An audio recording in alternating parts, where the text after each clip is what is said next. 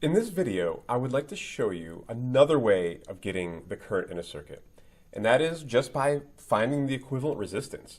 So if we can find the equivalent resistance of this little chunk of resistors right here, then we can find out what the current is that's actually leaving the battery.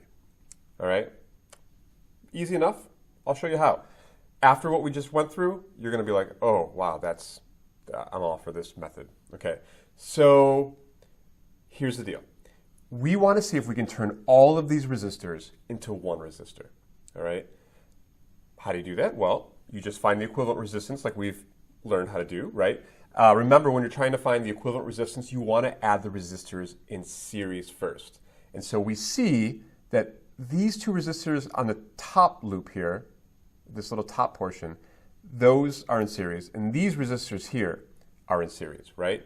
And so that means we can be clever, okay? We can turn this into 4 ohms and this here into 12 ohms, right? That's 5 plus 7 is 12.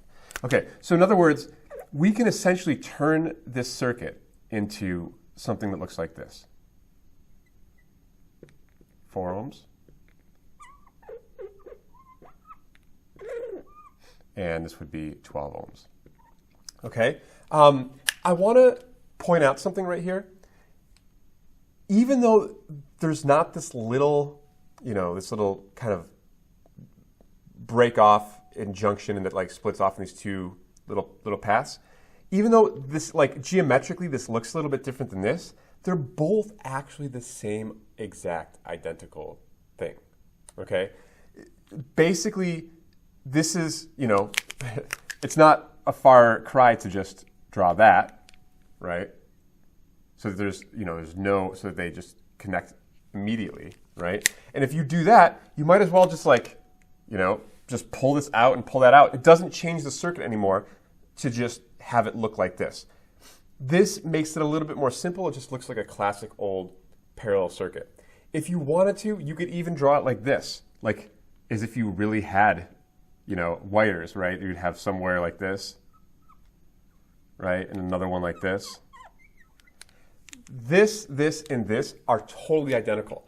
All that you really need to look at is where are the junctions and are the resistors parallel with each other. Otherwise, you could have it look however you want it to. You could even have it look like this.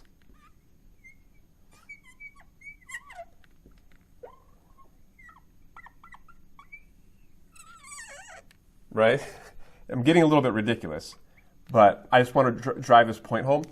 You're always allowed to simplify the kind of the geometry of a circuit as long as you're not changing what's parallel, right? I hope that made sense.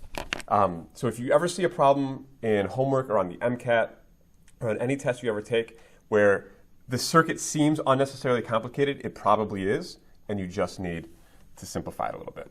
Okay, off my little physics soapbox, and we have this simple situation. So we're trying to find the equivalent resistance of this chunk. Remind me again, what do you do when these things are in parallel? These little resistors are in parallel? Well, you just add them like this. The 1 over the total resistance is going to be 1 over 4 plus 1 over 12. Remember, we have to learn how to add with common denominators, right? Probably a decent common denominator would be 12, which means I want to multiply this by 3 over 3, right? I'll make those little X's so that it looks a little bit more clear. Cool. All right, which means that we have 3 over 12 plus 1 over 12, right? Which equals 4 over 12. Is this our answer? No, because that's only 1 over t. We have to flip it, so we get 12 over 4, which is actually 3 ohms, which means fancy schmancy, we can go ahead and replace this whole gobbledygook over here with one 3 ohm resistor like this. And this is 48, right? So now if we want to find out the current that's leaving here, so this is, we'll call this I1, and then it splits off into I2 into I3, right? If we wanted to find the current that's leaving the battery, and I do want to clarify, I goofed here. Current conventionally comes from the positive end of the battery, not the negative. Even though we really know it is electrons flowing from the negative end, current, by convention, flows from the positive end. Just a little reminder about that. So the current, then, that leaves this battery and goes around the circuit is simply, well, we know that V equals IR. That means I equals V over R. I is equal to 48 over 3. And if you put that in your calculator, I think that you get an answer of 16 amps. So I would be 16 amps. Okay?